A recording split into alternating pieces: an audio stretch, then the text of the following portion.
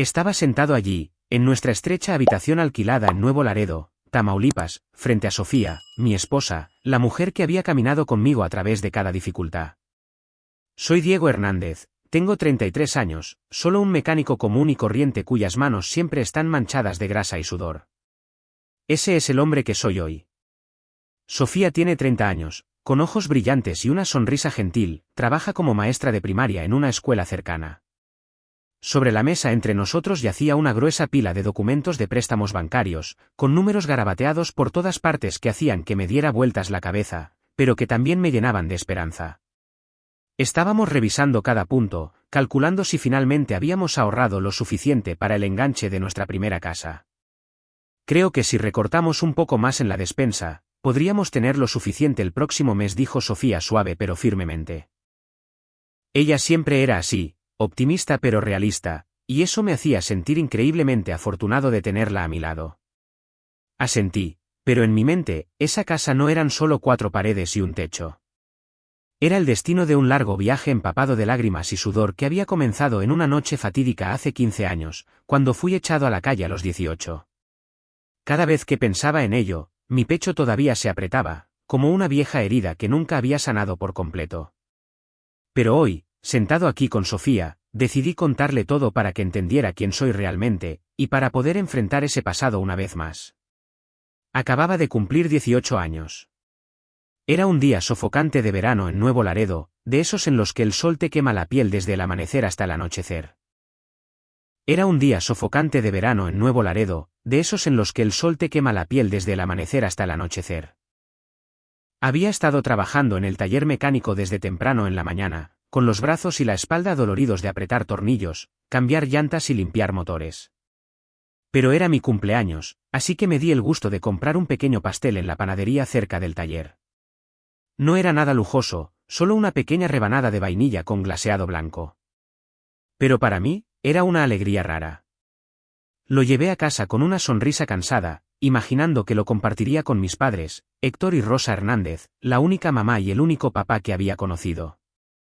Nuestro hogar en ese entonces era un pequeño departamento en las afueras, donde los camiones de carga que pasaban hacían temblar el suelo. Empujé la puerta y me congelé. Mis padres estaban parados justo ahí bloqueando la entrada, con rostros fríos e inexpresivos, sin rastro de una sonrisa de bienvenida. Junto a ellos estaba mi vieja maleta llena de ropa y algunas pertenencias al azar. Mi corazón comenzó a latir con fuerza. Un terrible presentimiento me invadió. «Mamá, papá, ¿qué está pasando?», pregunté, con la voz temblorosa, el pastel casi resbalando de mi mano. Héctor, mi padre, un hombre alto con una barba poblada y ojos que siempre cortaban como cuchillos, me miró fijamente. «Diego, no eres mi hijo real», dijo sin rodeos, con voz afilada como una navaja. «Tu madre y yo te criamos hasta que cumpliste 18. Hemos cumplido con nuestro deber. A partir de ahora, estás por tu cuenta». Me quedé paralizado. Esas palabras me golpearon como un puñetazo en la cara. No podía respirar. «¿Qué estás diciendo? ¿Es una broma?» «Es mi cumpleaños», balbuceé, acercándome, buscando desesperadamente en sus ojos cualquier señal de que estuviera bromeando. Pero no había nada. Su rostro era de piedra. Rosa, mi madre, pequeña con el cabello en un chongo apretado y manos ásperas por años de trabajo doméstico, permanecía en silencio, con los ojos fijos en el suelo como confirmando todo sin decir una palabra. No podía creerlo. ¿Cómo podía ser esto? Eran la única familia que había conocido. Mi voz se hizo más fuerte mientras exigía, ¿por qué? ¿Qué hice mal? Si no soy su hijo real, entonces ¿quién soy? Tienen que explicarme. Mi corazón se aceleraba, un sudor frío brotaba a pesar del calor. Sentía como si el suelo se desmoronara bajo mis pies. Héctor me apartó, impasible. «No te debo ninguna explicación. He dicho lo que tenía que decirse. Toma tus chivas y lárgate». Rosa me miró por un segundo, con los labios temblando, luego susurró casi inaudiblemente, «Diego, tienes que valerte por ti mismo ahora». Perdí el control. Grité desesperado, ¿qué hice mal? ¿Por qué me tratan así? Sin respuesta. Mi voz se quebró mientras me acercaba, casi suplicando, por favor, solo una vez, díganme la verdad. Ustedes son todo lo que tengo. Caí de rodillas frente a Rosa, aferrándome a sus manos. Mamá, por favor no me echen. No quiero quedarme solo así. Pero ella retiró sus manos temblando y giró el rostro. Héctor permaneció allí frío como el hielo, inmóvil. Entendí entonces. No importaba cuánto suplicara, era inútil. Finalmente, me levanté entre lágrimas. Tomé algunas prendas viejas, el juego de herramientas que había comprado con mis propias ganancias extra y el poco dinero que había ahorrado, solo unos cuantos miles de pesos. Antes de salir, me volví una última vez, aferrándome a una débil esperanza de que me llamaran de vuelta. Nadie lo hizo. La puerta se cerró de golpe detrás de mí. Me quedé solo en la calle oscura, el viento caliente soplando polvo en mi cara. Desde ese momento, supe que verdaderamente no tenía hogar al que regresar. Usé cada peso que había ahorrado para alquilar una habitación diminuta y húmeda en una colonia obrera pobre. Las paredes estaban agrietadas. Los insectos chirriaban toda la noche. Ese fue el comienzo de empezar desde cero absoluto. La soledad era aplastante. Quería llorar, pero sabía que tenía que ser fuerte. Tienes que endurecerte. Tienes que sobrevivir, Diego, me dije a mí mismo, apretando los puños. Para sobrevivir, acepté cualquier trabajo duro que pude encontrar. A veces trabajaba 3 turnos al día, durmiendo solo unas pocas horas en el suelo del taller. Las comidas eran lo que fuera más barato, tortas de carne barata o sopas instantáneas. Al final de cada mes, cuando pagaba la renta, miraba mi cartera vacía y sentía un pinchazo en el pecho. ¿Lo lograré? Me preguntaba, luego apretaba los dientes y seguía adelante. Esos días me enseñaron que la vida no siempre es justa, y a veces tienes que luchar solo. Entonces, una tarde mientras hacía reparaciones de horas extra en un pequeño taller, conocí a Sofía. Ella llegó en su viejo auto después de terminar el trabajo en la escuela primaria. Mis frenos están deshechos. ¿Puedes arreglarlo?, preguntó suavemente, con sus grandes ojos cansados aún cálidos.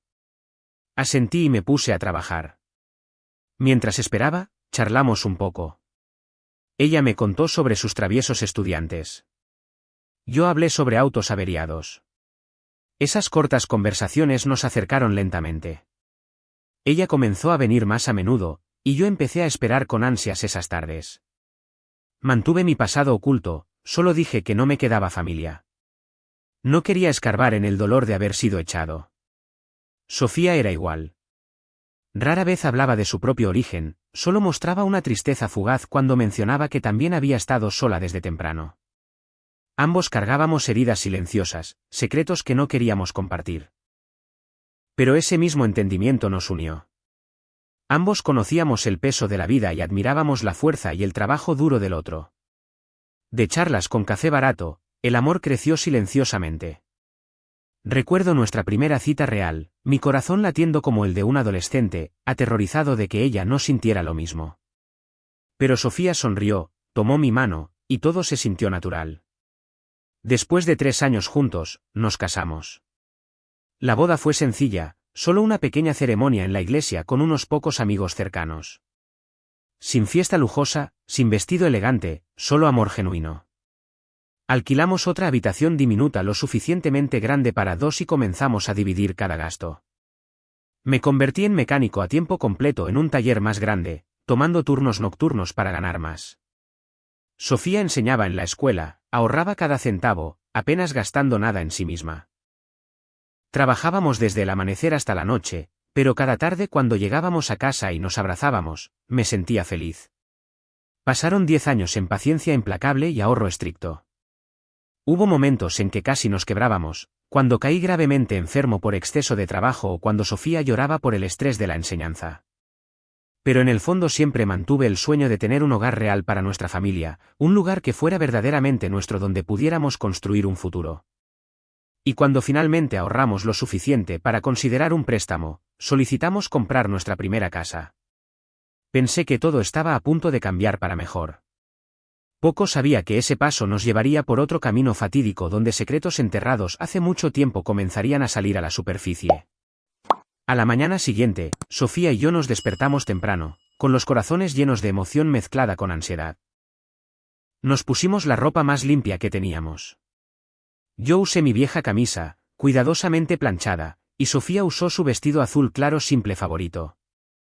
Reunimos la pila de documentos, dejamos nuestra pequeña y húmeda habitación alquilada y condujimos nuestro viejo auto destartalado al centro, al banco en el centro de Nuevo Laredo. El aire de la mañana todavía estaba fresco. El viento llevaba el olor a polvo de carretera y café de los puestos al borde del camino. Sostuve la mano de Sofía más fuerte de lo habitual, tratando de tranquilizarnos a ambos. Todo saldrá bien hoy, amor, susurré. Pero en el fondo, una vaga inquietud me carcomía. El banco estaba abarrotado, teclados sonando, empleados llamando números. Nos sentamos esperando nuestro turno, aferrando la carpeta con fuerza. Finalmente, una mujer de mediana edad llamada María, según su etiqueta, nos invitó a su ventanilla. Sonrió cortésmente, tomó nuestro papeleo y comenzó a ingresar los datos. Pareja joven comprando su primera casa. Felicidades, dijo alegremente. Asentí y forcé una sonrisa mientras Sofía frotaba suavemente su vientre. Aún no sabíamos que venía un bebé en camino. Entonces, en un abrir y cerrar de ojos, todo cambió. María frunció el ceño ante su pantalla, tecleó algunas teclas más y sacudió la cabeza. Hay un problema. La CURP. El sistema dice que es inválida. Se me cayó el estómago. ¿Por qué inválida? ¿Qué tipo de error?, pregunté, con la voz ya temblorosa. Ella verificó 2 veces, luego nos miró con simpatía. Esta CURP no coincide con ningún historial crediticio activo. Tenemos que poner toda la solicitud de préstamo en espera. Deberían ir a las oficinas del registro civil o al RENAPO y que lo revisen. Salimos del banco aturdidos. Sofía apretó mi mano, con los ojos preocupados. Probablemente sea solo una confusión, cariño. Vamos ahora mismo.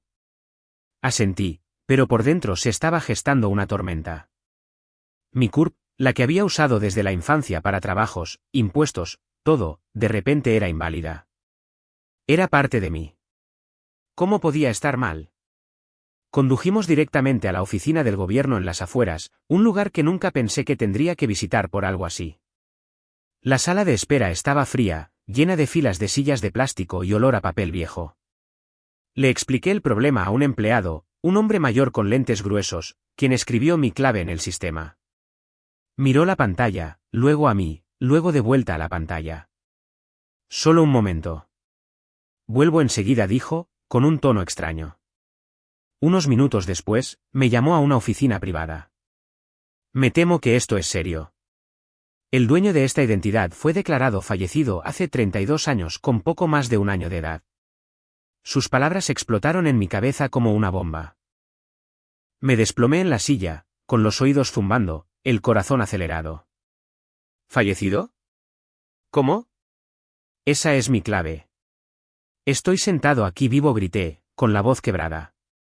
Sofía estaba esperando afuera, pero sentí que el mundo se derrumbaba. 32 años atrás. Ese fue el año en que nací. ¿Cómo podía estar muerto? Explicó que el registro mostraba que el niño con esa identidad había muerto y ahora los mismos datos estaban siendo usados por mí. Este es un caso serio. Posible robo de identidad, dijo, luego hizo una llamada telefónica. Antes de que pudiera procesarlo, 2 hombres con trajes oscuros entraron, con placas brillando en sus pechos. Somos agentes de la FGR, Fiscalía General de la República, señor Diego Hernández, dijo uno con severidad. Recibimos una alerta urgente sobre el uso de la identidad de una persona fallecida. Necesita venir con nosotros a la delegación para verificación. Sofía entró en pánico cuando vio que me escoltaban, pero le permitieron seguirnos en nuestro propio auto. En el camino, mi mente daba vueltas. ¿La FGR? Yo era solo un mecánico normal. ¿Cómo terminé con la fiscalía? Pensé en Héctor y Rosa, esa noche que me echaron, y un terror vago se levantó dentro de mí. En la delegación de la FGR en Nuevo Laredo, un edificio con estricta seguridad, me llevaron a una sala de interrogatorios. Mesa de metal fría, equipo de grabación. El agente principal, el agente Ramírez, un hombre de mediana edad con cabello entrecano y ojos penetrantes, se sentó frente a mí. Vamos a verificar toda su identidad, dijo. Tomaron huellas dactilares, fotos, y corrieron todo a través de bases de datos federales y estatales, nacimientos, defunciones, todo. Sofía esperaba afuera, pálida de preocupación. Después de varias horas tensas, Ramírez regresó, con expresión grave. Diego, según el sistema, usted no existe. Me congelé. ¿No existo? ¿Qué significa eso? Explicó que no había registro de nacimiento que coincidiera con el nombre Diego Hernández para el año que afirmé. La identidad pertenecía a un niño que había muerto. Legalmente, yo era un fantasma. Sin acta de nacimiento oficial, sin registro de población. Mi corazón pareció detenerse. A mí, una persona viva que respira y que había vivido 33 años, se me decía que no existía. Las lágrimas brotaron, no de tristeza, sino de puro pánico. Sofía me abrazó cuando finalmente salí, pero no sentí nada. La FGR no me dejó ir todavía. Ahora sospechaban que yo era víctima de sustracción de menores. Alguien usó la identidad de un niño fallecido para ocultarte durante décadas, dijo Ramírez. Mi pulso se aceleró. ¿Secuestrado? Recordé mi infancia, las mudanzas repentinas, el control estricto de Héctor y Rosa. Reabrieron casos de niños desaparecidos de hace 32 años. Archivos polvorientos fueron sacados de los archivos. Preguntaron sobre marcas distintivas. ¿Alguna cosa inusual en su cuerpo desde que era pequeño?, preguntó Ramírez.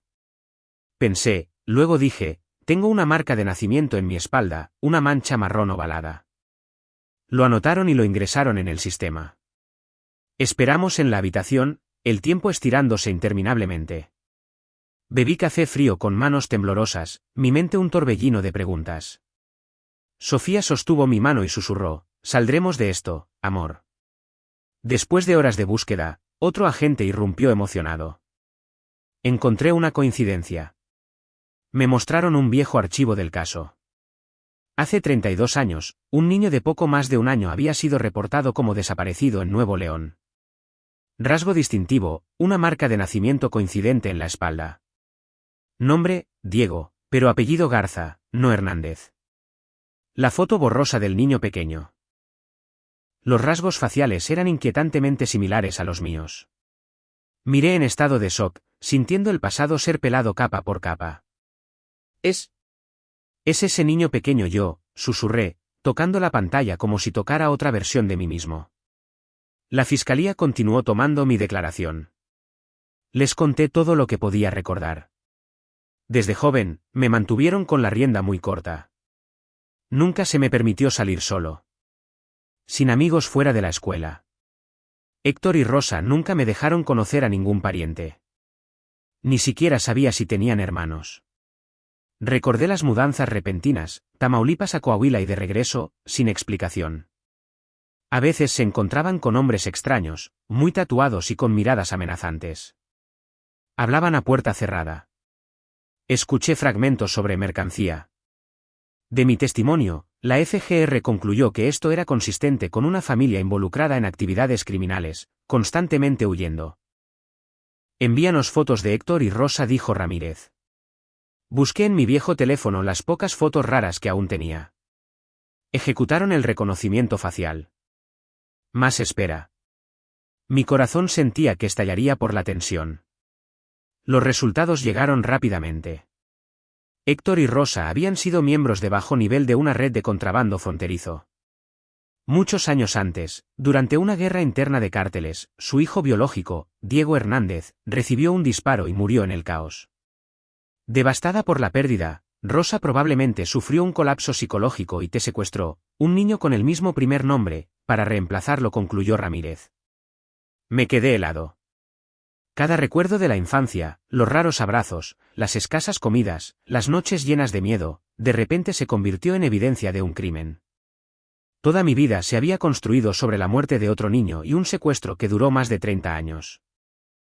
Por primera vez, me di cuenta de que no solo me habían echado de un hogar. Me habían robado mi vida real. Sofía me abrazó mientras lloraba, pero yo solo me quedé sentado allí, las lágrimas cayendo silenciosamente, el corazón lleno de caos y un dolor insoportable. Salimos de la delegación al final de la tarde, mientras el cielo de Nuevo Laredo se volvía de un rojo anaranjado ardiente con la puesta de sol. Sofía conducía, con las manos temblando ligeramente en el volante mientras yo me sentaba en el asiento del pasajero, mirando por la ventana sin ver realmente nada. Mi mente daba vueltas con imágenes. Héctor con su barba espesa siempre ladrándome por los errores más pequeños. Rosa con sus ojos tristes, a veces acariciando mi cabello, pero luego alejándose. ¿Quiénes eran? ¿Secuestradores o todavía los padres adoptivos que me habían dado un techo durante 18 años? Diego, vamos a casa, susurró Sofía, con la voz espesa por las lágrimas. Asentí. Pero hogar ahora se sentía como nada más que nuestra estrecha, húmeda y alquilada habitación. Un lugar que una vez pensé que era un nuevo comienzo. Ahora solo otro recordatorio de las mentiras. Esa noche, no pude dormir. Acostado junto a Sofía, escuchando su respiración constante, di vueltas con preguntas. ¿Por qué lo habían hecho? Porque perdieron a su hijo real y me secuestraron para reemplazarlo. Recordé esas noches de infancia acurrucado en la cama, escuchando susurros fuera de la puerta, conversaciones secretas con hombres extraños. En ese entonces, pensaba que eran solo amigos de papá. Ahora estaba claro que eran criminales viviendo en las sombras del contrabando. A la mañana siguiente, sonó el teléfono. Era el agente Ramírez. Diego, necesitamos que vengas de inmediato. Esto ahora es oficialmente un caso criminal, y necesitamos información para detener a Héctor y Rosa. Regresé a la oficina de la FGR, con el corazón latiendo como un tambor. Esta vez, la sala de reuniones estaba más llena. Varios agentes alrededor de la mesa, computadoras portátiles abiertas. Ramírez me miró con gravedad. Hemos confirmado el secuestro y el fraude de identidad. Ahora necesitamos todo lo que sepas. Direcciones, rutinas diarias, contactos, cualquier cosa. Donde pasan el rato, horas de trabajo, amigos.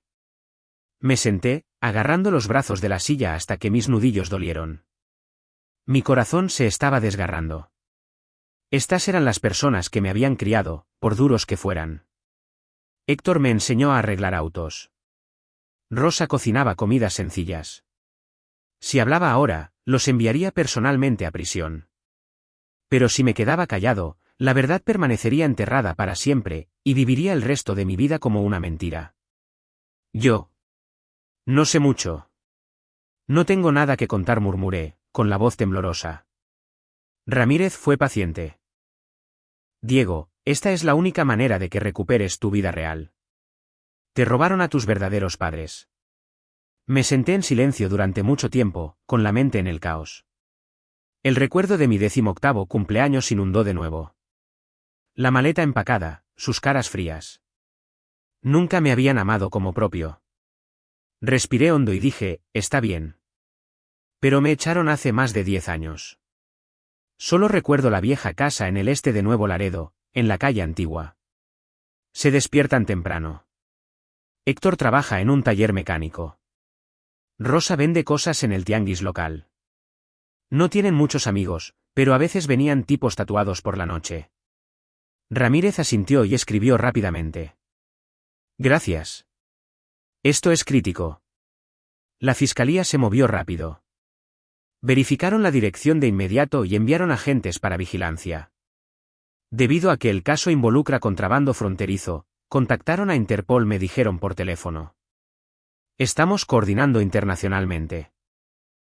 Héctor y Rosa pueden haber cruzado la frontera antes. Los días siguientes fueron los más angustiosos de mi vida. Fui a casa con Sofía y traté de actuar normal, pero cada timbre o llamada telefónica me hacía saltar. Sofía me abrazaba cada noche. Tomaste la decisión correcta. La verdad tiene que salir a la luz. Entonces encontrarás a tu verdadera familia. Pero la culpa aún me carcomía. ¿Sabían que yo era el que los entregaba? ¿Me odiarían para siempre? Se lanzó una operación de vigilancia encubierta. Agentes encubiertos haciéndose pasar por lugareños observaban la calle Antigua las 24 horas. Ramírez me actualizó. Todavía están allí.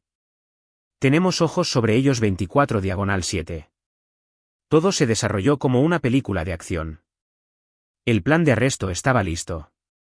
Necesitas venir con nosotros, dijo Ramírez. Eres el único testigo que puede identificarlos positivamente en el lugar. Te mantendremos a salvo. Estuve de acuerdo, aunque el miedo me llenaba. Subí a una camioneta blindada negra de la FGR con varios agentes.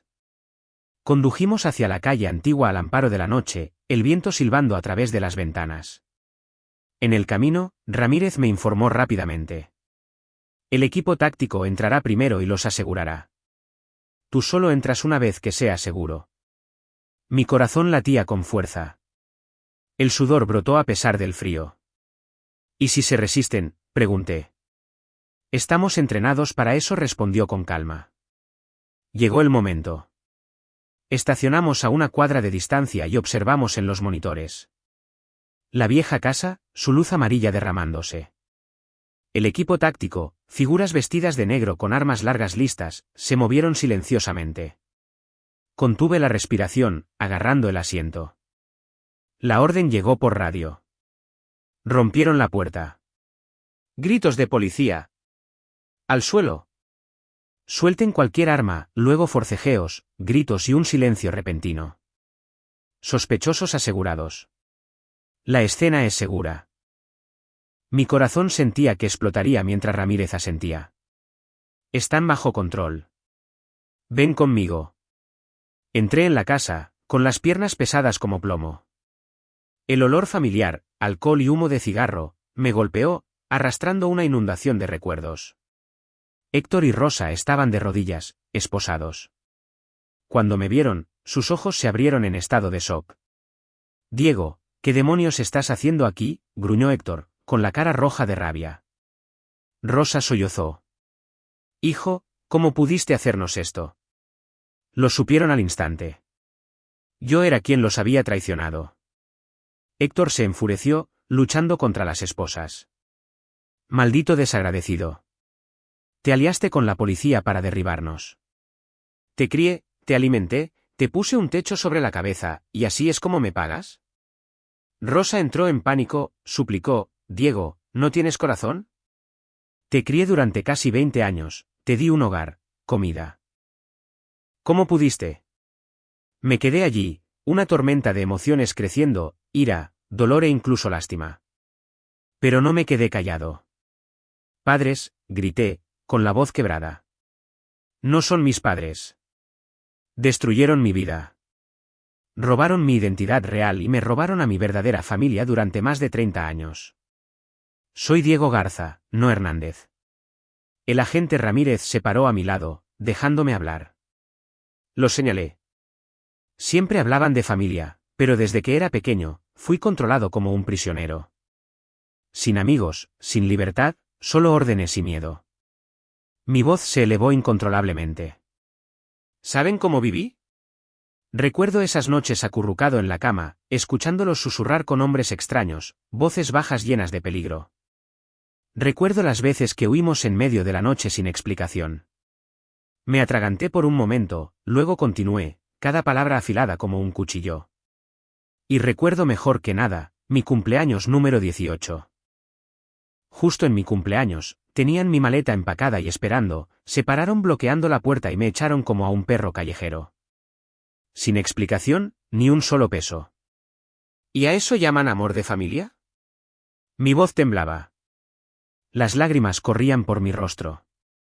La habitación cayó en un pesado silencio. Héctor bajó lentamente la cabeza, ya no gruñendo ni luchando. Rosa sollozó en silencio, con los labios temblando, incapaz de ofrecer ninguna defensa. En ese momento, ambos entendieron. Sus crímenes estaban completamente expuestos. No había escape. Finalmente, fueron llevados a los vehículos. Héctor murmuró algo sin mirarme. Rosa se volvió una última vez, con los ojos llenos de desesperación.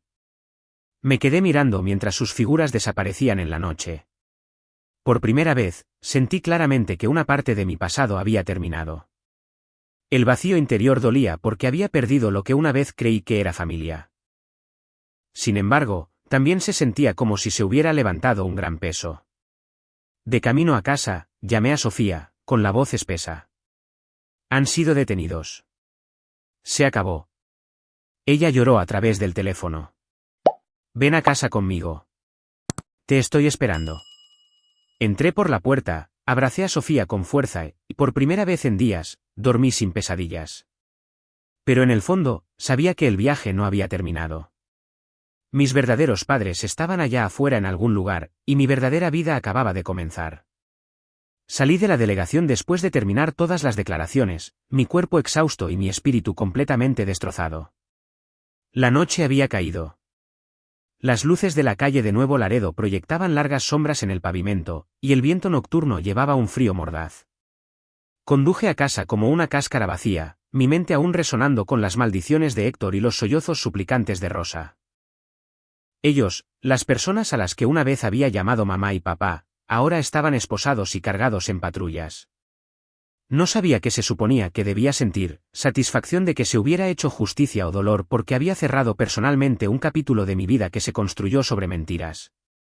Cuando empujé la puerta de nuestra familiar habitación alquilada, Sofía estaba esperando en la mesa, su rostro preocupado iluminado por la tenue luz amarilla.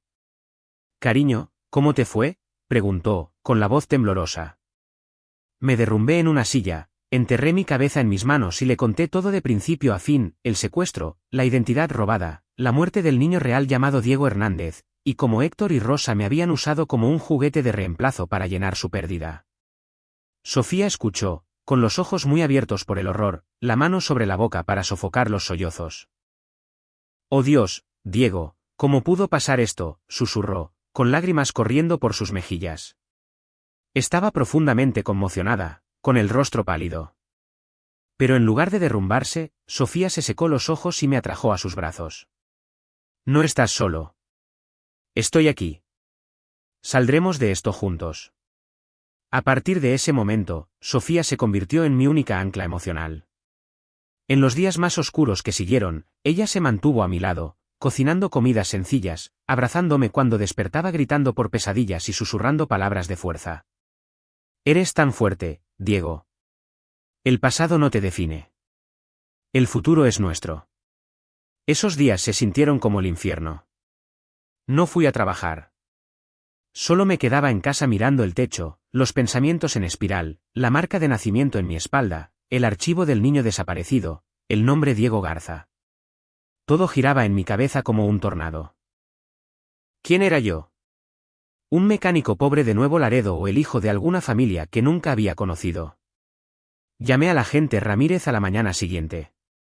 El teléfono sonó varias veces antes de que su voz llegara. «Diego, ¿qué está pasando?». Respiré hondo. «Necesito información sobre el antiguo caso de persona desaparecida. Mis verdaderos padres, ¿dónde están?». Se quedó callado por un momento, luego acordó reunirse conmigo en la oficina. Cuando llegué, me llevó a la sala de registros donde archivos de décadas de antigüedad estaban apilados en alto. «Este caso tiene más de 30 años», dijo gravemente.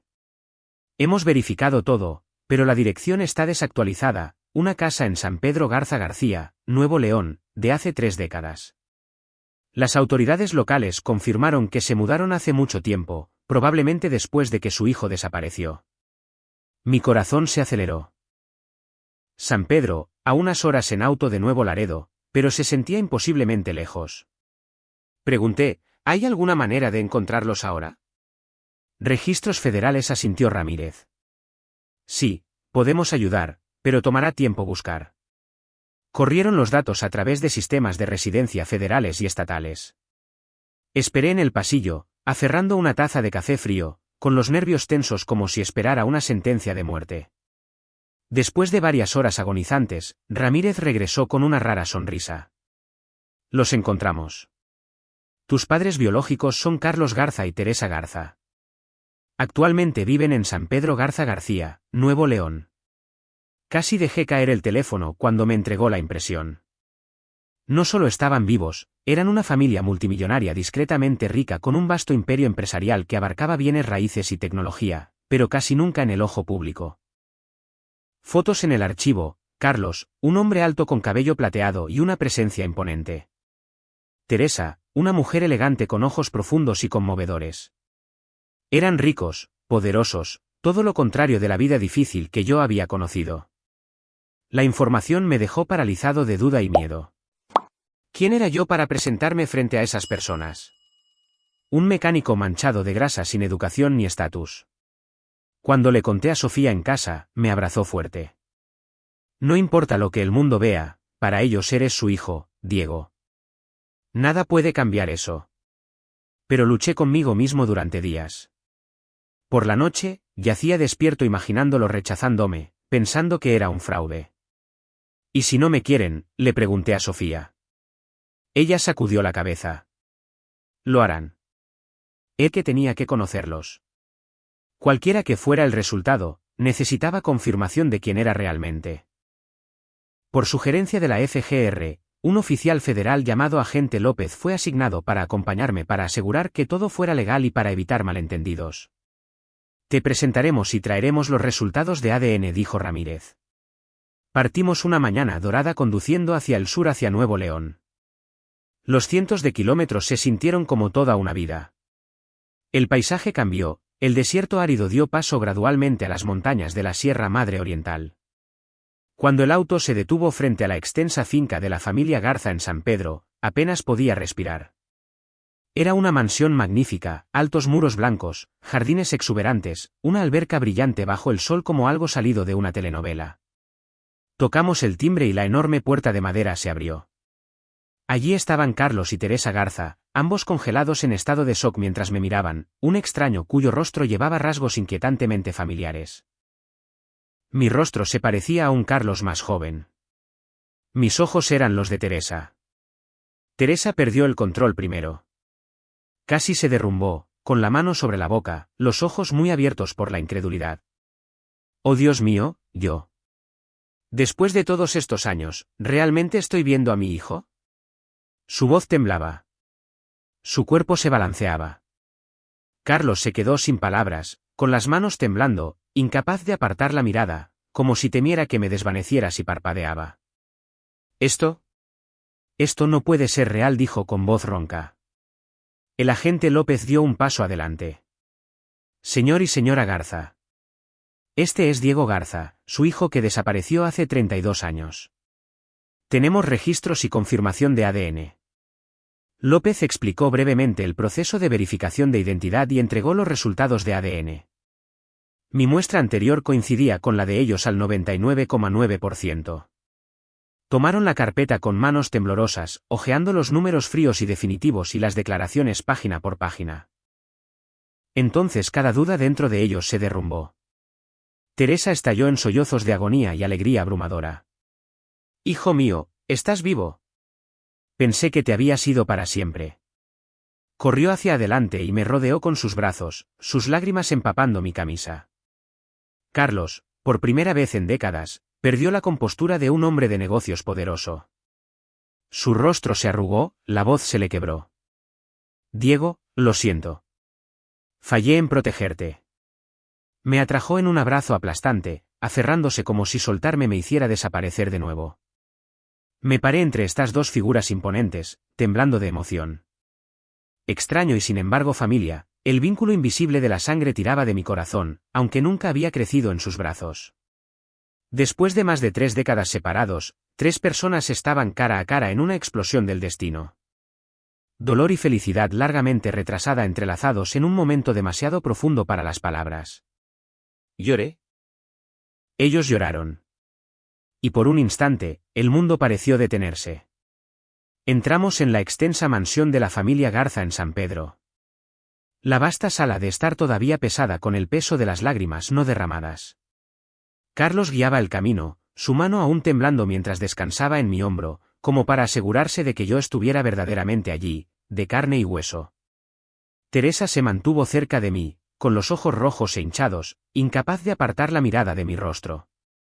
El agente López, el escolta de la FGR, se quedó un poco atrás, dando espacio respetuosamente a la familia mientras permanecía presente para asegurar que todo saliera bien. La sala de estar era enorme. Sofás de cuero lujosos, pinturas caras en las paredes, una chimenea crepitante. Pero en ese momento, era solo un telón de fondo para la conversación que estaba a punto de desarrollarse. Nos sentamos y las palabras brotaron, ahogadas, superponiéndose como si nunca hubiera suficiente tiempo para decir todo. Diego, ¿estás bien? ¿Cómo has vivido todos estos años?, preguntó Teresa primero, con la voz quebrada mientras buscaba mi mano, temerosa de que pudiera desaparecer. Carlos se sentó a su lado, con los ojos brillantes, tratando de mantener la voz firme, pero fallando. Tenemos tanto de qué hablar. Empieza desde el principio, hijo. Estamos escuchando. Asentí, pero se me cerró la garganta.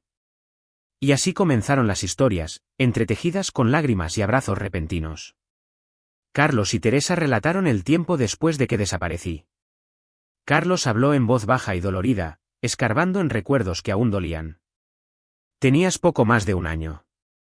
Estábamos en un parque cerca de la casa. Estabas jugando con una pelota pequeña. Me di la vuelta por un segundo solo para buscar agua. Y cuando miré hacia atrás. Te habías ido. Hizo una pausa, con los nudillos blancos mientras agarraba el reposabrazos, la mirada perdida. Teresa continuó, las lágrimas fluyendo de nuevo. Grité y corrí por todas partes buscándote. Tu padre llamó a la policía de inmediato. Te reportamos como desaparecido, empapelamos tu foto por toda la ciudad, desde San Pedro hasta Monterrey, incluso en Tamaulipas. Contratamos investigadores privados. Habríamos gastado hasta el último peso si eso significaba encontrarte. Se secó los ojos con una mano temblorosa, con la voz quebrada. Durante todos estos años, no pasó un solo día sin esperanza. Cada mañana, me preguntaba si hoy traería noticias tuyas. Pero no pasó un día sin la culpa. Fue nuestra culpa por no vigilarte lo suficientemente cerca. Esa culpa se ha clavado en mi corazón como un cuchillo cada día. Escuché, con mi propio corazón doliendo. Carlos continuó. Hubo momentos en que casi nos desmoronamos. En el tercer año, cuando cada pista se enfrió, tu madre casi se quitó la vida por desesperación. Me lancé al trabajo, construí el negocio para olvidar, pero cada noche soñaba contigo llorando por mí. Pensamos que te habías ido para siempre, que el destino te había llevado de nosotros para siempre. Su voz se quebró, y por primera vez, vi a un empresario multimillonario llorar como cualquier padre común. Luego fue mi turno. Respiré hondo tratando de mantener la calma, pero mis palabras aún temblaban. Yo crecí con Héctor y Rosa Hernández, las personas que me secuestraron. Me llamaron Diego Hernández y usaron la identidad de su propio hijo que había muerto. Desde que era pequeño, me mantuvieron con la rienda muy corta. Nada de salir solo. Sin amigos. Se mudaban constantemente, Tamaulipas, Coahuila y de regreso, siempre con prisa, como si estuvieran huyendo de algo. Hice una pausa, recordando esas noches, acurrucado, escuchando susurros misteriosos fuera de la puerta. Cuando cumplí 18, me echaron. Dijeron que no era su hijo real y que habían cumplido con su deber. Sobreviví en las calles, haciendo cualquier trabajo que pudiera, cargando bultos, arreglando autos, trabajando turnos nocturnos hasta colapsar. Sin hogar, sin familia, solo unos miles que había ahorrado.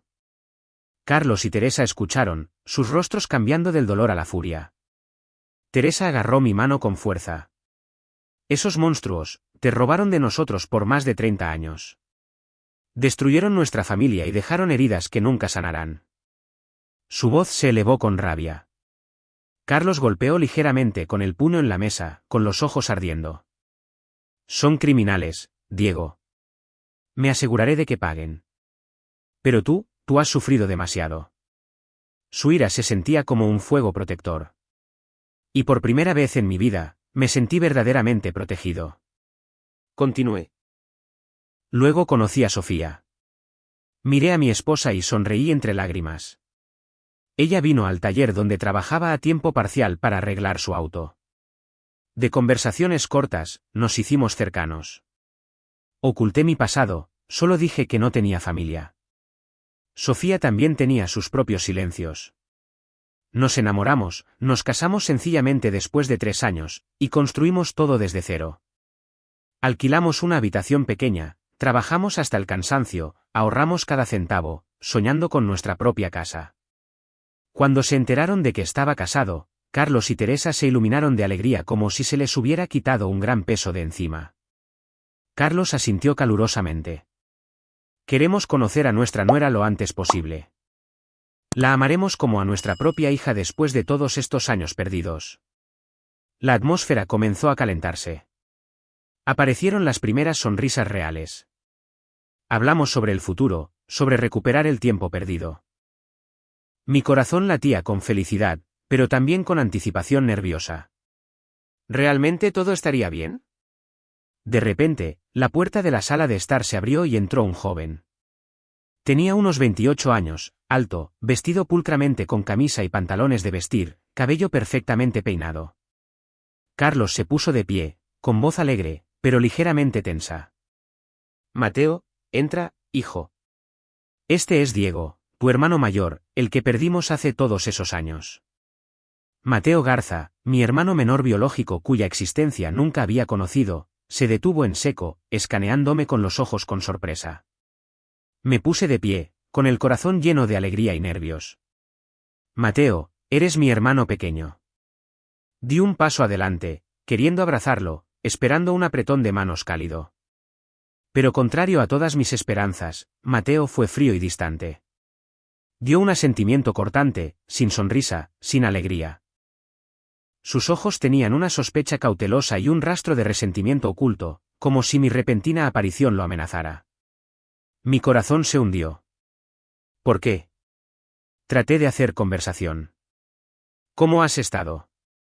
No tenía idea de que tenía un hermano. Cuéntame sobre ti. Mateo respondió con oraciones cortadas e indiferentes. Estoy bien. Trabajo en la compañía de papá. Todo es normal. Luego miró su reloj. Estoy cansado. Muchas juntas hoy. Me voy arriba. Se dio la vuelta y dejó la reunión sin otra palabra o despedida. Después de que se fue, la habitación se volvió pesada de nuevo. El silencio se extendió por unos segundos, roto solo por la chimenea crepitante. Carlos suspiró y se volvió a sentar. Mateo.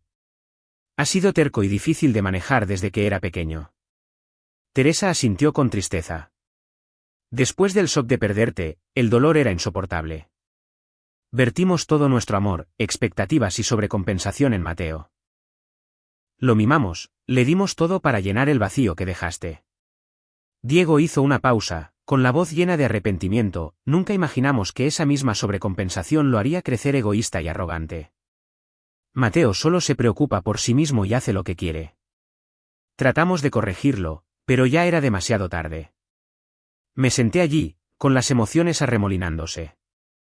Acababa de encontrar a mi familia, sin embargo, un conflicto oculto ya se estaba gestando. ¿Mateo me odiaba? ¿Se sentía amenazado por mi regreso? Esa tensión colgaba en el aire como una bomba de tiempo. Aunque quería quedarme más tiempo y hablar más, pensé en Sofía esperando ansiosamente en casa. Me levanté para irme. Mamá, papá, tengo que irme. Sofía está.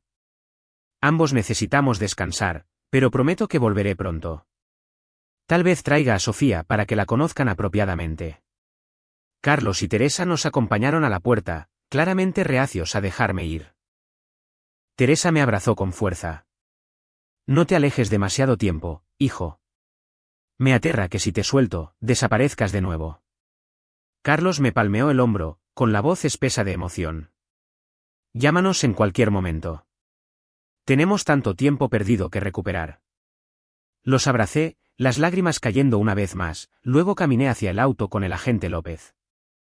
En el viaje de regreso a Nuevo Laredo, dejé la mansión con el corazón pesado con sentimientos encontrados, alegría abrumadora por encontrar padres que realmente me amaban, e inquietud silenciosa por las tensiones que ya se estaban formando. ¿Quién era Mateo realmente? ¿Alguna vez me aceptaría? Este viaje, resultó, todavía tenía muchos desafíos por delante. El viaje de regreso a Nuevo Laredo tomó varias horas, pero para mí se sintió como un tramo interminable de tiempo para pensar. El paisaje de Nuevo León dio paso gradualmente a las llanuras áridas de Tamaulipas. El sol de la tarde proyectaba una bruma dorada a través del parabrisas, llevando el olor a polvo y hierba seca. Mi corazón se aceleraba cada vez que pensaba en la mirada fría de Mateo. Él era mi propio hermano de carne y hueso. ¿Por qué era tan distante? ¿Estaba mi regreso interrumpiendo el equilibrio de la familia que habían construido? Esas preguntas me ponían ansioso, como si estuviera caminando por una cuerda floja entre la alegría y el conflicto. Llegamos a nuestra habitación alquilada en Nuevo Laredo tarde en la noche. Las luces de la calle arrojaban sombras tenues a través de la ventana. Sofía preparó 2 tazas de té caliente y se sentó frente a mí en la vieja mesa de madera. Ahora cuéntamelo todo, dijo, con los ojos brillando de anticipación. Respiré hondo y le conté toda la verdad sobre el reencuentro con mis padres biológicos. El momento en que se abrió la puerta de la villa, los abrazos llenos de lágrimas, las historias de su dolor de décadas y la repentina aparición de Mateo con su actitud gélida, describí cada detalle. Mi voz temblaba cuando hablaba de Carlos y Teresa, cómo lloraban, cómo me abrazaban como si estuvieran aterrorizados de que desapareciera de nuevo. Son multimillonarios, Sofía. Tienen todo excepto a su hijo durante 32 años. Y ahora ese hijo soy yo. Sofía escuchó, su rostro cambiando del shock a una profunda emoción. Sus ojos se llenaron de lágrimas y rodaron por sus mejillas. Oh, Diego, finalmente encontraste a tu familia después de 32 años perdido. Estoy tan feliz por ti, se lanzó a mis brazos, con la voz quebrada. Pero luego lloró más fuerte, feliz y desconsolada a la vez. Siento tanta pena por ti. Todos esos años solitarios sobreviviendo sin nadie que te protegiera. Has sufrido demasiado, Diego. Abracé a mi esposa con fuerza mientras mis propias lágrimas caían. Por primera vez en días, sentí alivio al compartir todo. Sofía me acarició la espalda. A partir de ahora, me tienes a mí, y tienes a tus verdaderos padres. Todo mejorará. Pero antes de que pudiera calmarme, Sofía se secó las lágrimas, sonrió a través de ellas, tomó mi mano y la colocó sobre su vientre. Diego, tengo una gran noticia. Yo estoy embarazada. Sus palabras explotaron dentro de mí como un estallido de pura felicidad. Me quedé mirando, atónito, con la boca abierta. Dios mío, ¿estás embarazada? Ella asintió y me mostró la prueba positiva. Fui al médico el día que te fuiste a San Pedro. Tengo 2 meses.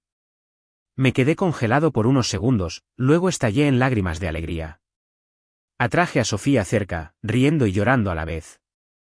Vamos a tener un bebé, nuestro propio hijo. Se sentía como si todas las pérdidas del pasado estuvieran siendo sanadas en un solo momento. De ser secuestrado, vagar sin hogar a encontrar a mi familia y ahora convertirme en padre. Mi vida se había convertido en una película dramática llena de giros que hacían latir mi corazón. En los días que siguieron, comenzamos a planificar para el bebé. Pasamos horas en la cama con cuadernos llenos de garabatos. ¿Cómo estamos financieramente? Necesitamos ahorrar más para el hospital y las cosas del bebé, dijo Sofía, preocupada pero emocionada. Asentí. Tomaré turnos extra, pero también necesitamos un lugar estable para vivir. Esta habitación es demasiado pequeña para 3. Hablamos sobre atención prenatal, chequeos regulares, mejor nutrición, menos estrés para Sofía.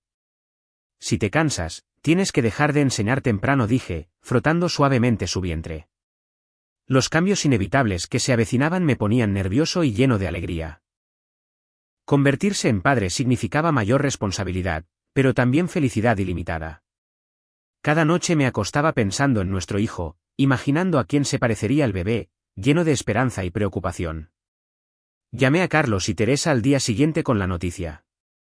Mamá, papá, tengo grandes noticias. Sofía está embarazada. Silencio por unos segundos, luego Teresa estalló en lágrimas. Oh Dios mío, vamos a ser abuelos. Diego, hijo mío, esto es demasiada felicidad. Carlos agregó, con la voz espesa de emoción. Felicidades, hijo. Hemos esperado tanto tiempo por este día. Nuestro primer nieto después de todos estos años. Su alegría era inconfundible, como si otra pieza de su largo dolor hubiera sido sanada. Ante la responsabilidad de la paternidad, me di cuenta de que ya no podía quedarme en el inestable trabajo de mecánico en el taller de Nuevo Laredo. Bajos salarios, turnos nocturnos agotadores, sin futuro real.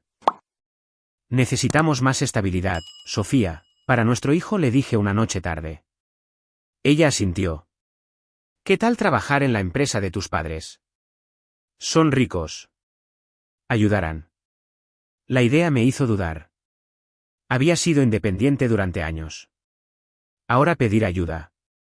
Pero después de muchas noches de insomnio hablándolo con Sofía, sopesando pros y contras, decidí pedirles a Carlos y Teresa. Iré a San Pedro y hablaré en persona, dije. Sofía me abrazó. Te apoyo. Ve por nuestro futuro. Unos días después, conduje de regreso a San Pedro solo, con el corazón latiendo con fuerza. La mansión Garza apareció bajo el sol, pero esta vez se sentía un poco más familiar. Carlos y Teresa me recibieron calurosamente, atrayéndome en fuertes abrazos. Entra, hijo. Hablemos. Nos sentamos en la sala de estar y expuse mi solicitud claramente. Mamá, papá, voy a ser padre. El trabajo de mecánico en Nuevo Laredo no es estable. Me gustaría trabajar en la empresa familiar en una posición donde pueda aprender y crecer. Temía que pudieran negarse, pensando que me estaba aprovechando, pero para mi alivio, aceptaron al instante. Teresa sonrió. Oh, Diego, deberías haber tenido esto hace mucho tiempo. Esta es tu oportunidad de entrar en el camino que siempre estuvo destinado para ti. Carlos asintió. Lo arreglaré. No una posición alta para evitar chismes, pero lo suficiente para que desarrolles tus habilidades. Rápidamente organizaron las cosas, un puesto de nivel de entrada en el departamento de logística. Perfecto para mi experiencia con vehículos e inventario. Contacta a Mateo, dijo Carlos. Él es el director de operaciones. Él te guiará. También será una buena oportunidad para que ustedes dos hermanos se unan. Estuve de acuerdo, aunque se me apretó el estómago al recordar los ojos fríos de Mateo. Ofrecieron que Sofía y yo viviéramos en la villa. Hay una suite privada para ambos, instó Teresa. Pero no estaba listo. Gracias, pero alquilaré un pequeño departamento cerca de la oficina por ahora. Cuando Sofía se una a mí, lo reconsideraremos. Respetaron mi elección, aunque sus ojos estaban tristes. Está bien, hijo. Respetamos tu decisión.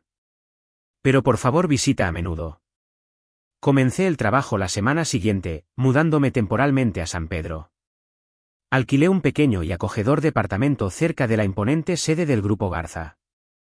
Mi primer día se sintió como el primer día de escuela de un niño. Usé mi camisa más limpia y entré en la moderna oficina de vidrio y acero llena de computadoras y gente ocupada. Los colegas me recibieron calurosamente, pero busqué proactivamente a Mateo para que me guiara. Su oficina estaba en un piso alto, espaciosa con vista a la ciudad y a las montañas. Mateo, estoy aquí. Papá dijo que me enseñarías cómo funcionan las cosas. Traté de sonreír, pero él apenas levantó la vista de su pantalla. Sí, los archivos están ahí. Léelos tú mismo. Estoy ocupado. Dio respuestas cortantes sobre procedimientos y usó reuniones como excusas para ignorarme. Mi corazón se hundió.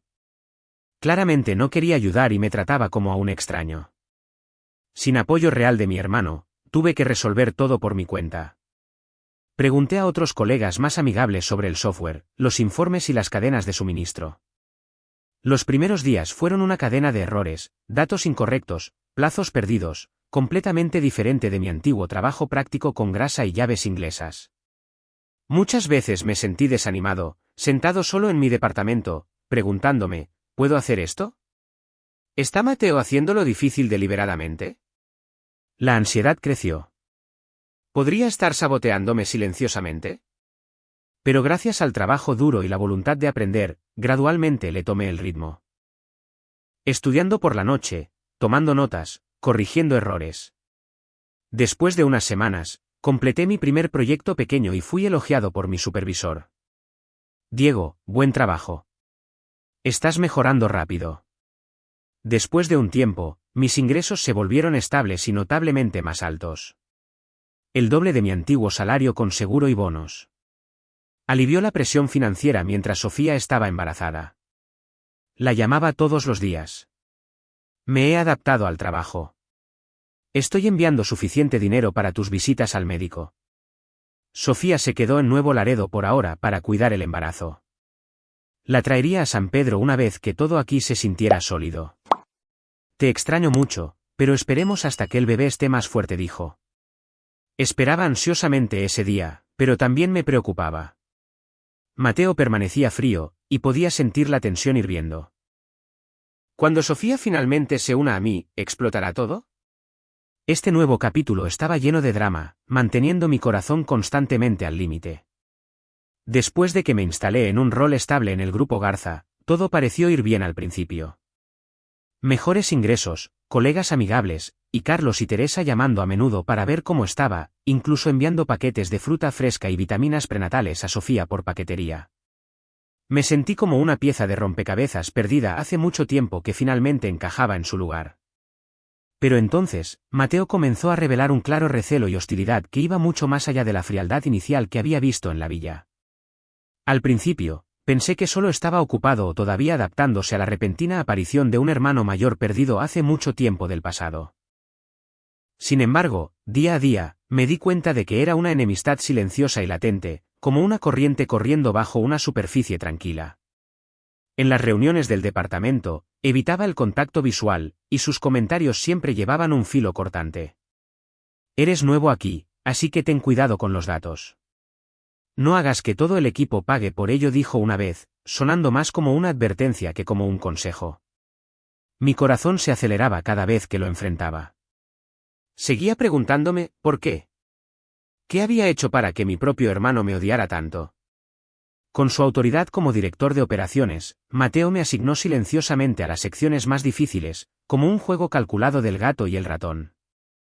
Primero vino un gran proyecto de logística de clientes enterrado bajo años de papeleo complicado y sin tocar que nadie más quería.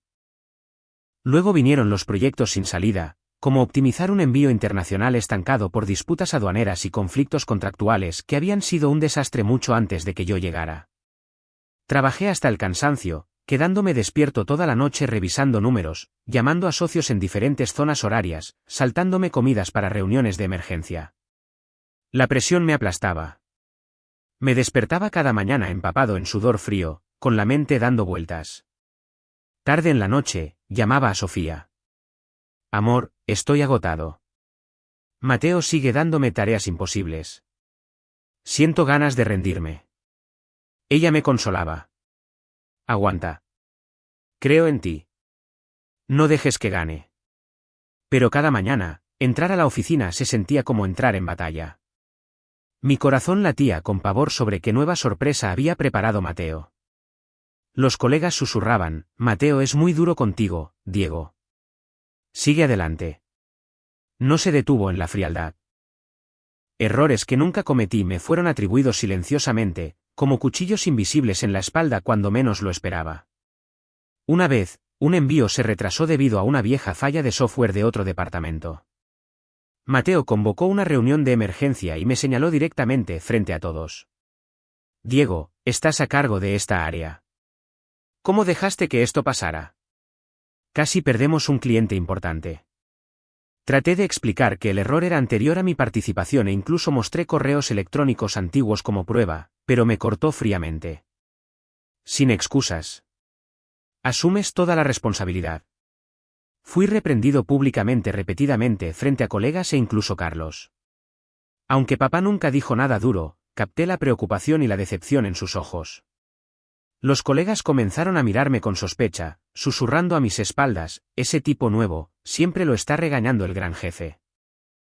Me hundí en un periodo de inestabilidad, tanto mental como profesionalmente. Cada noche en mi departamento, bajo la tenue luz, me sentaba solo, cuestionándome. ¿Debería renunciar? ¿Está Mateo tratando de echarme? ¿Estarán mamá y papá decepcionados de mí? Las lágrimas caían silenciosamente en esas largas noches. Pero pensando en Sofía y nuestro hijo no nacido, apreté los dientes y aguanté, con el corazón latiendo con ansiedad sobre lo que vendría después. Después de esos tropiezos iniciales, recuperé lentamente el equilibrio. Como un luchador levantándose después de ser derribado, me di cuenta de que no podía dejar que Mateo controlara el juego. Él estaba poniendo trampas, y yo tenía que protegerme de manera más inteligente.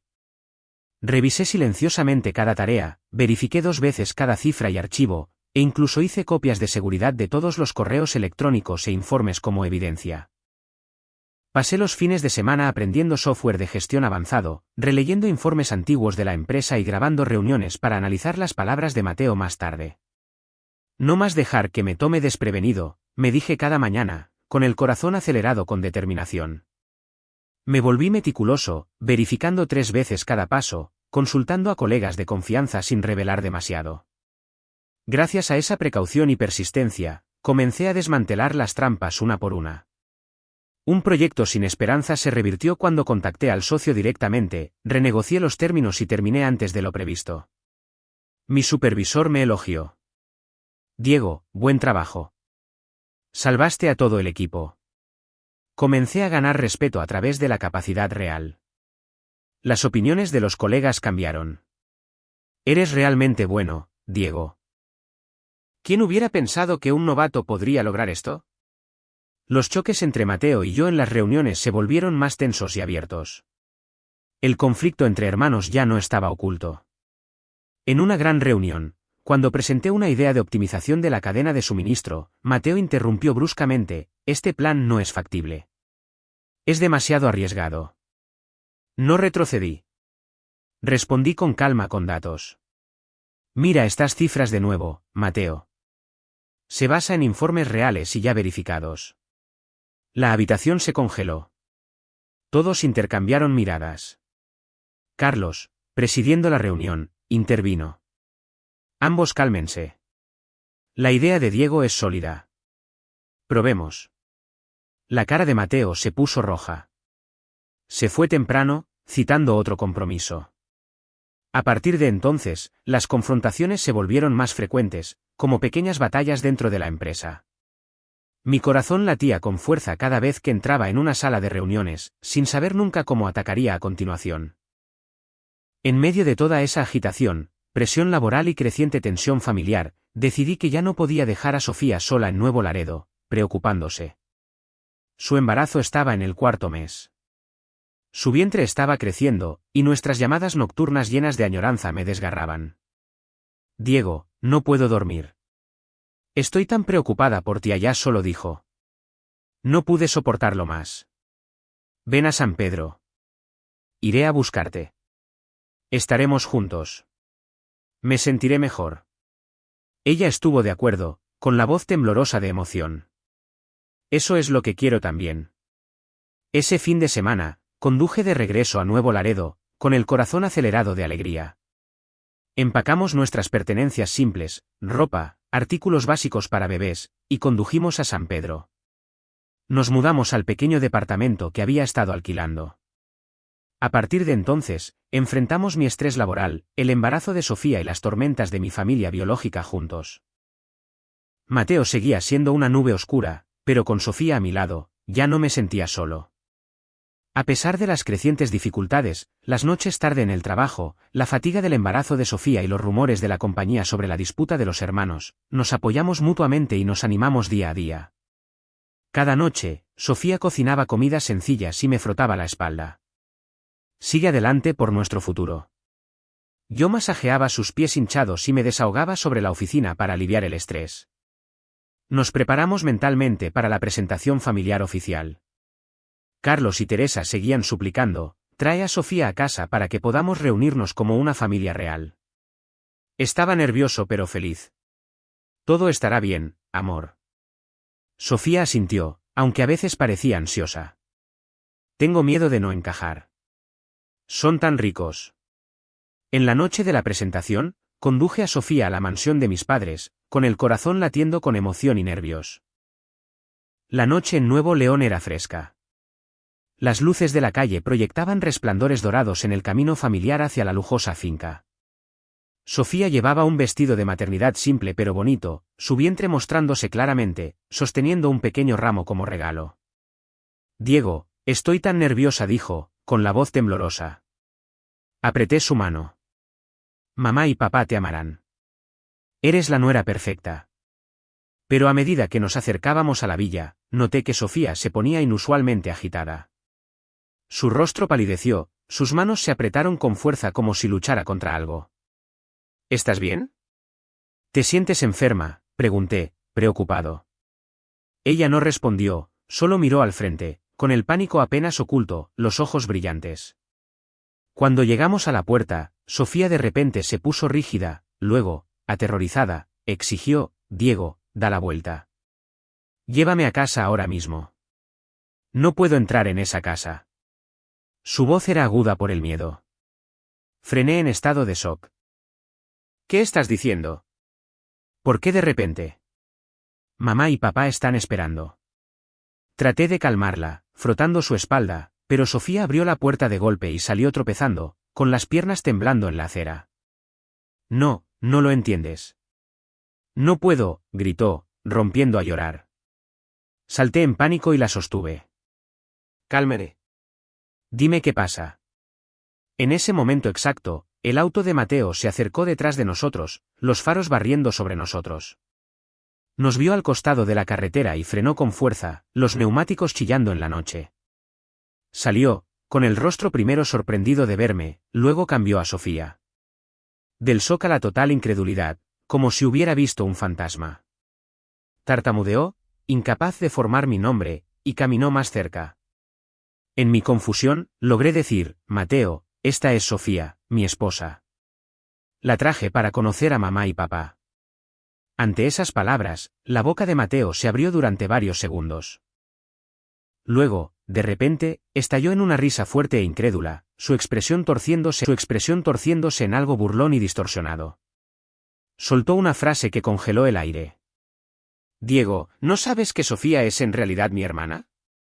Las palabras me golpearon como un rayo.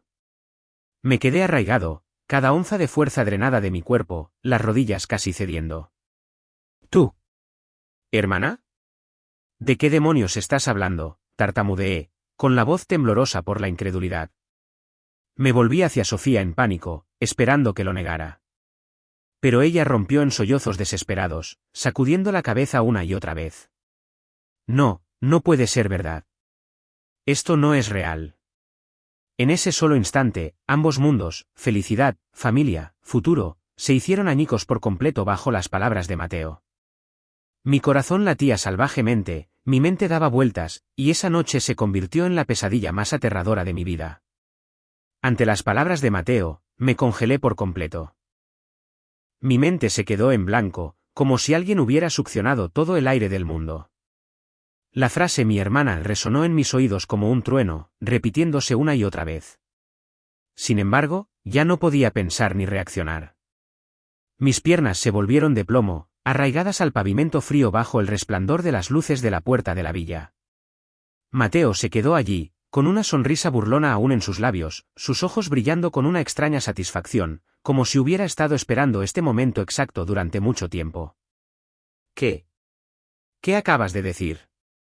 Sofía es mi esposa, no tu hermana, tartamudeé, con la voz tan débil que apenas podía escucharla yo mismo. Pero Mateo solo sacudió la cabeza y soltó una risa despectiva. Averígualo tú mismo, hermano mayor. El destino realmente es cruel, ¿no? Se dio la vuelta, volvió a su auto, aceleró el motor y desapareció en la noche, dejando a Sofía y a mí en un silencio tan espeso que se sentía como la muerte. Sofía entró en pánico total, perdiendo completamente el control. Su rostro se volvió blanco fantasmal bajo las luces de la calle, los ojos muy abiertos por el terror, las lágrimas cayendo como lluvia. Se tambaleó unos pasos hacia atrás, con las manos temblando sobre su vientre embarazado, luego de repente giró y corrió hacia nuestro auto. Sofía, ¿qué estás haciendo? Espera, grité, pero el viento nocturno se tragó mi voz.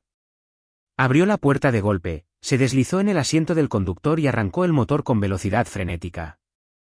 Los neumáticos chillaron en el pavimento mientras el auto salía disparado hacia la oscuridad, las luces traseras rojas desvaneciéndose en la curva. Grité tras ella desesperado, corriendo unos pasos inútiles. Pero fue inútil. El auto se había ido, dejándome paralizado en medio de la carretera. El viento helado azotando mi ropa, llevando el aroma de hojas marchitas y polvo. Mi corazón pareció detenerse. El mundo se desenfocó a mi alrededor. Solo quedaba el latido frenético en mis oídos. En ese estado roto, tropecé a pie hacia la mansión. Cada paso arrastrando como el peso de mi vida colapsada. La puerta de hierro crujió al abrirse bajo mi mano. Pero no sentí nada. Sin dolor, sin ira, solo un vasto vacío en mi pecho. El largo camino de entrada se extendía interminablemente, las luces del jardín proyectaban sombras oscilantes de árboles como fantasmas. Los recuerdos de mis días felices con Sofía inundaron de nuevo. Nuestro primer encuentro en el taller. Nuestro primer beso bajo la lluvia. Nuestra boda sencilla con solo unos pocos amigos. Ahora, ¿en qué se había convertido todo? Un error horrible. Empujé la gran puerta principal y entré en el vestíbulo de suelo de mármol, el candelabro brillante burlándose de mi dolor. Carlos y Teresa me vieron llegar solo e instantáneamente sintieron que algo catastrófico había sucedido.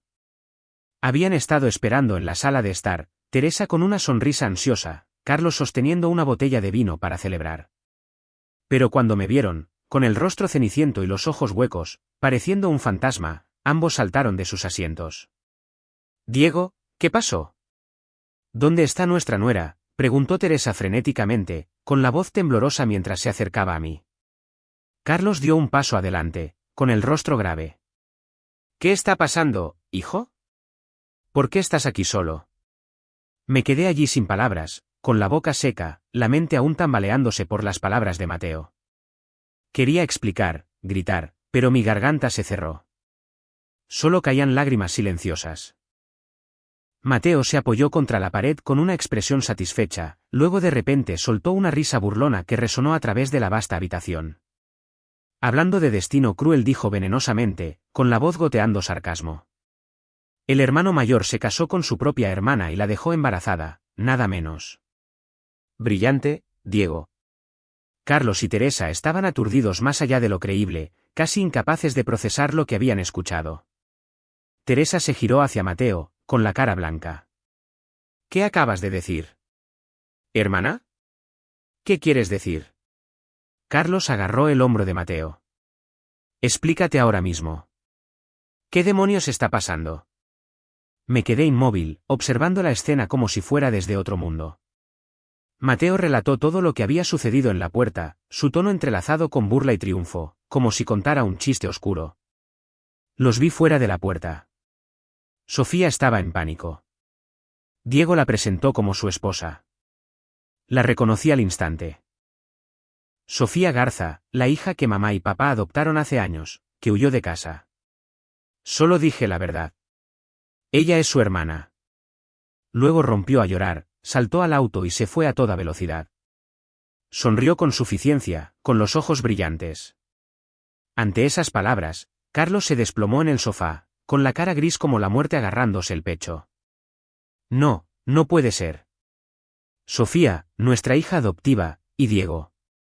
Teresa sacudió la cabeza violentamente, apenas capaz de mantenerse en pie, apoyándose contra la pared. Dios mío, ¿cómo puede ser esto? Son hermanos. Ellos se casaron. Corrió a abrazarme, pero permanecí congelado, sin respuesta, mi mente vacía. Dejé la mansión esa noche, físicamente exhausto y mentalmente destrozado, sin saber a dónde ir o cómo empezar de nuevo. Carlos y Teresa me rogaron que me quedara. No te vayas, hijo. Resolveremos esto. Pero sacudí la cabeza, con voz hueca. No puedo escuchar más ahora mismo. Necesito tiempo. Salí. Los vientos helados de la noche golpearon mi cara, llevando el aroma de las flores nocturnas del jardín. Tomé un taxi de regreso al departamento, mirando inexpresivamente las calles vacías de San Pedro. Allá afuera en algún lugar, Sofía se había desvanecido en la oscuridad, llevando un secreto inexplicable y una vida creciendo dentro de ella en pánico. ¿Estaba a salvo? Conduciendo sola por la noche, embarazada y angustiada. ¿Y si algo pasaba? El pensamiento me cortó como un cuchillo. Las lágrimas cayeron de nuevo. Regresé al departamento, aferrándome a una débil esperanza de que Sofía solo se hubiera ido en un momento de ira y regresaría. El lugar estaba en silencio bajo el resplandor de la luz de la calle que se derramaba por la ventana, su taza de café de esa mañana todavía en la mesa, su vestido de maternidad colgando en el closet. Empujé la puerta y llamé su nombre. Sin respuesta, sin señal de que hubiera regresado. Las llaves todavía en su lugar, la cama fría e intacta. Me hundí en el suelo, con la cabeza entre las manos, esa frágil esperanza disolviéndose lentamente. Llamé a Sofía una y otra vez, fuera de servicio, cada tono terminando en un silencio frío. Envié docenas de mensajes de texto desesperados. Sofía, estoy tan preocupado. Por favor, regresa. Hablaremos. Sin respuesta. Y la pantalla del teléfono permaneció cruelmente en blanco. Día 2, luego día 3, todavía sin señal de ella, sin mensaje, sin pista. Apenas comía o dormía, vagando por las calles alrededor del departamento, preguntando en estacionamientos, gasolineras, tiendas de conveniencia, solo negaciones compasivas con la cabeza. Llamé a hospitales locales, estaciones de policía, incluso publiqué avisos de personas desaparecidas en las redes sociales locales. Nada. Solo quedaba una pregunta en mi mente. Con una barriga de ese tamaño, ¿a dónde podría ir Sofía sola en tal estado de pánico? Estaba destrozado por el miedo por mi esposa e hijo, si tenía un accidente, si el bebé sufría daños, y por el tormento de que incluso si necesitaba escapar, al menos podría enviar un mensaje para hacerme saber que estaba a salvo. ¿Por qué me dejaste así, Sofía?, susurré, con las lágrimas rodando. Pero mis búsquedas iniciales no llevaron a ninguna parte. Sofía había desaparecido de mi vida como si nunca hubiera existido.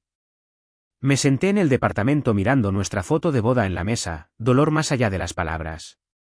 Lentamente, una dolorosa comprensión se hundió. Sofía no solo había huido en un momento de impulso. Había desaparecido por completo. Parte de una tragedia mayor que aún no entendía del todo. En los muchos días posteriores a la desaparición de Sofía, viví en un estado de tormento y ansiedad insoportables, como si alguien me hubiera vaciado, dejando solo una cáscara vacía. Cada mañana que despertaba, si se podía llamar despertar ya que apenas dormía, mi corazón se apretaba como si estuviera agarrado por alambres de acero. No comía casi nada excepto unos pocos trozos de pan seco, forzándolos a bajar solo para sobrevivir, no para vivir. Mis lágrimas se habían secado esa primera noche, pero el dolor aún surgía, haciendo que mi mente diera vueltas con miles de preguntas. ¿Dónde estaba Sofía? ¿Estaba a salvo? ¿Qué pasaba con el bebé que llevaba? No quería ver a nadie. Dejé de ir a trabajar y corté todo contacto con el mundo exterior como un fugitivo escondiéndose de la realidad. Mi teléfono sonaba constantemente. Carlos y Teresa llamando sin parar, sus voces preocupadas llenando mi buzón de voz. Diego, por favor contesta. Necesitamos hablar contigo, hijo. Pero ignoré cada llamada, viendo la pantalla iluminarse y oscurecerse de nuevo. Mi corazón se llenó de resentimiento y agonía. Mateo llamó un par de veces también, pero las borré al instante. No podía soportar escuchar la voz del hombre que había lanzado una bomba sobre mi vida. La compañía envió correos electrónicos preguntando cómo estaba. Mi supervisor envió un mensaje de texto: Diego, ¿estás bien? Estamos realmente preocupados. Pero no respondí. Solo yacía acurrucado en el departamento como un alma perdida.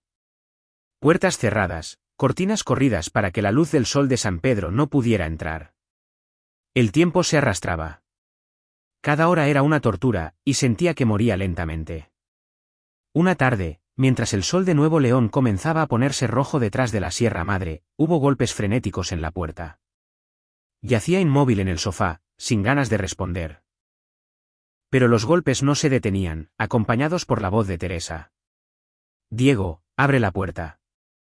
Mamá y papá están aquí. Necesitamos verte. Me arrastré hasta la puerta y la abrí una rendija con manos temblorosas.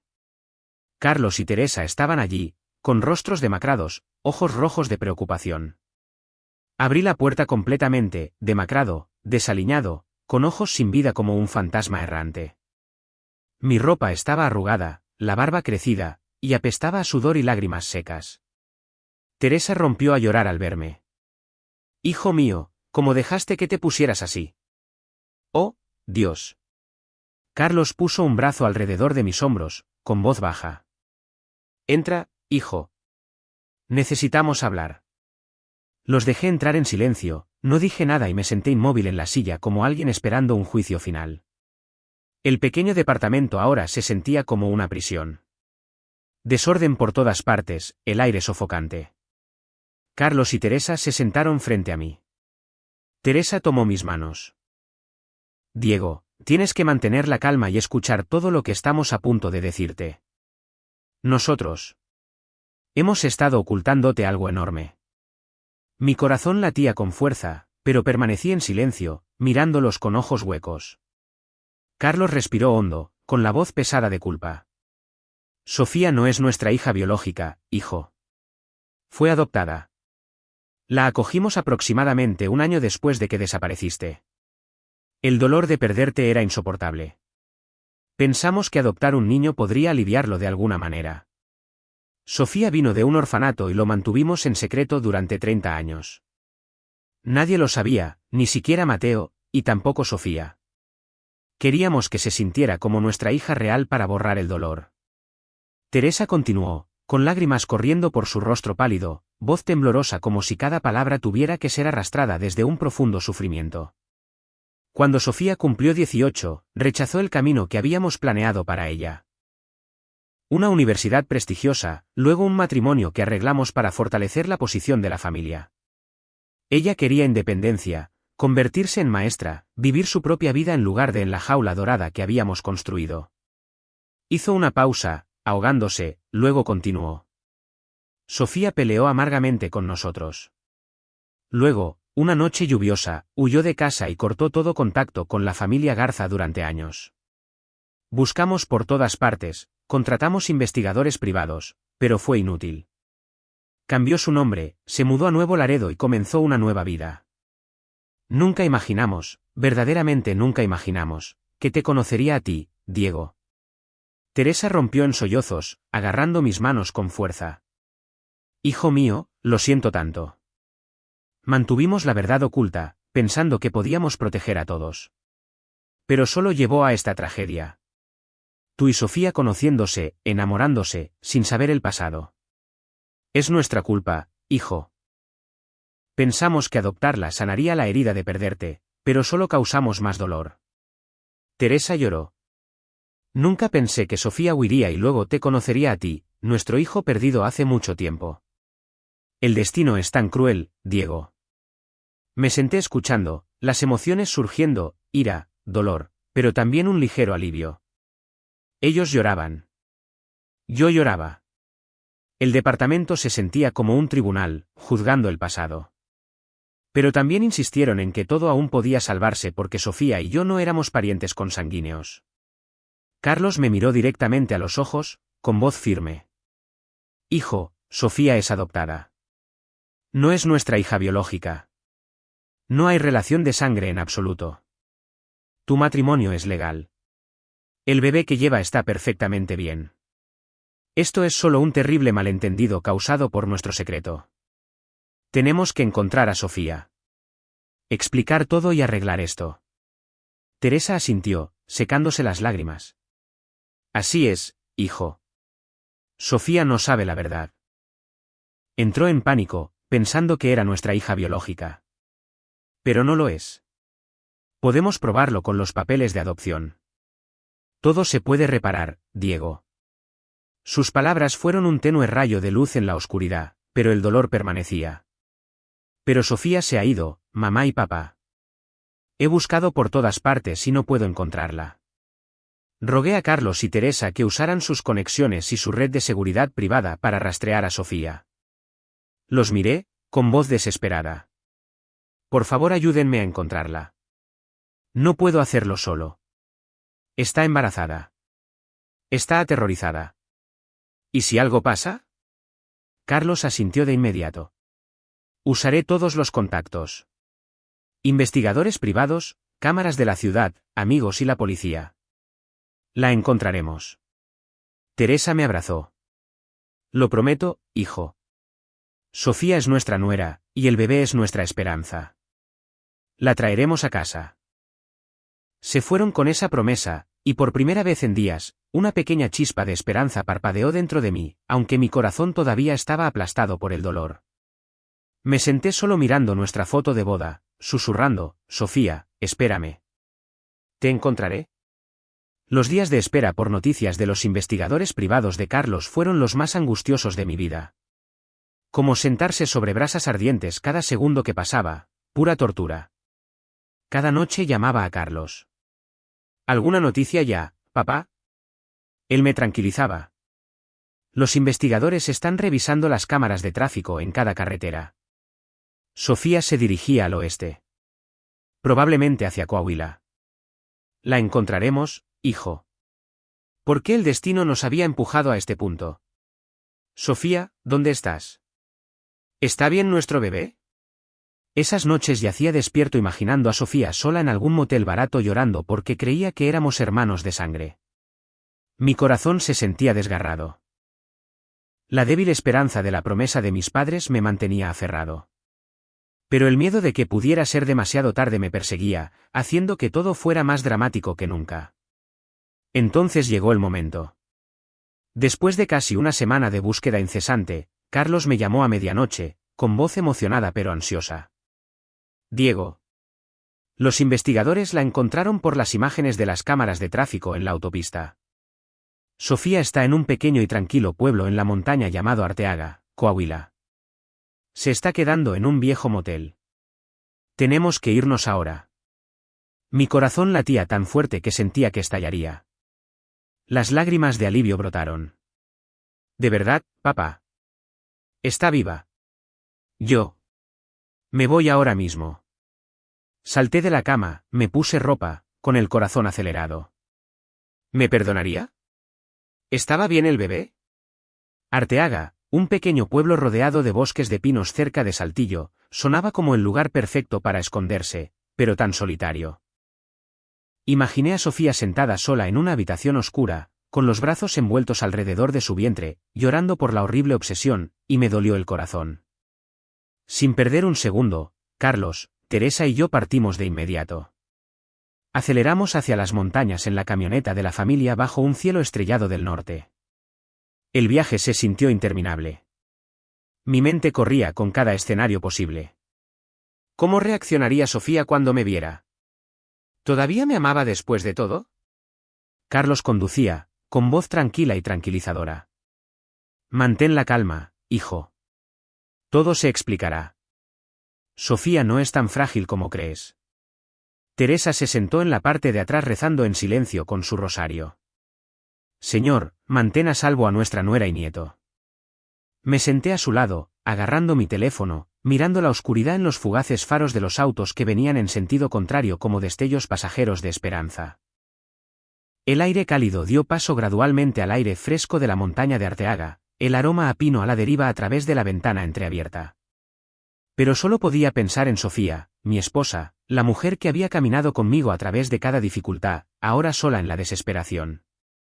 Mi corazón latía más rápido cuando apareció el letrero de Arteaga, y giramos hacia el pequeño camino empedrado que conducía al motel. Un lugar viejo con un letrero de neón parpadeante escondido profundamente entre pinos tranquilos. Cuando nos detuvimos frente al motel, mi corazón casi se detuvo. El investigador había señalado la habitación 7. Una tenue luz amarilla se filtraba a través de las cortinas cerradas. Llamé, con las manos temblando. Sofía, soy yo, Diego. Por favor, abre la puerta. Silencio por unos segundos, luego pasos suaves, y la puerta se abrió. Sofía estaba allí, con el rostro demacrado, los ojos rojos de días de llanto, el vientre claramente redondeado bajo una camisa holgada, luciendo exhausta y aterrorizada, tanto que apenas la reconocí. Nos quedamos congelados durante varios segundos, mirándonos con incredulidad. Estaba más delgada, con el cabello desordenado, pero seguía siendo mi Sofía. Entonces ambos rompimos a llorar. Ella se lanzó a mis brazos. Sostuve a mi esposa con fuerza, sollozando. Sofía, te encontré. Siento tanto todo lo que has pasado. Su aroma familiar llenó mis sentidos y todo el dolor de los últimos días se desvaneció. Solo quedaba la abrumadora alegría del reencuentro. Carlos y Teresa entraron en la pequeña habitación. Teresa corrió a abrazar a Sofía. No era mía, has sufrido tanto. Lo siento mucho. Sofía los miró con los ojos muy abiertos por el shock. ¿Mamá? Papá, ¿ustedes vinieron también?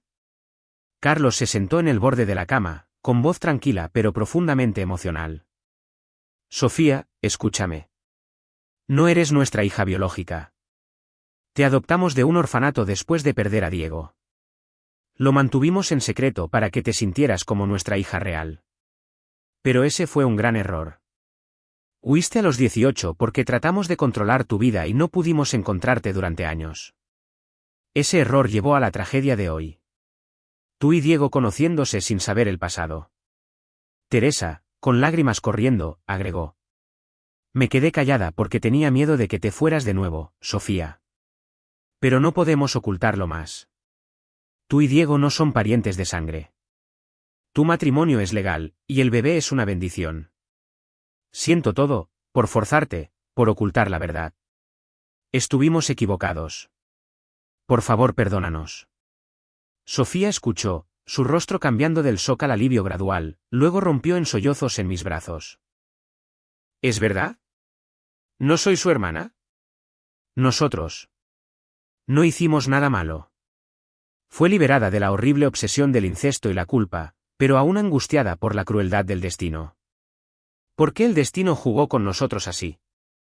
Huí por libertad, te conocí, me enamoré, solo para saber esto ahora.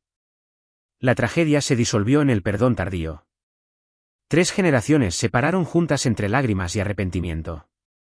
Carlos bajó la cabeza en disculpa. Teresa lloró mientras sostenía a Sofía y yo abracé a mi esposa aún más fuerte. Esa pequeña habitación de motel se convirtió en el escenario de un reencuentro dramático donde el dolor se desvaneció bajo el amor y la verdad. Llevé a Sofía de regreso a San Pedro, comenzando una nueva fase de curación para ambos. En el viaje a casa, Sofía apoyó la cabeza en mi hombro y susurró, Diego, estoy tan cansada. Pero ahora está bien. No tenemos razón para estar separados nunca más. Regresamos al departamento. El médico de la familia Garza examinó a Sofía de inmediato y confirmó que el bebé estaba sano. En los días que siguieron, pasamos tiempo juntos, caminatas curativas en el parque, cocinando comidas sencillas, hablando sobre el futuro, una recuperación lenta pero constante conmigo siempre a su lado, tocando suavemente su vientre. Pequeño, mami está en casa.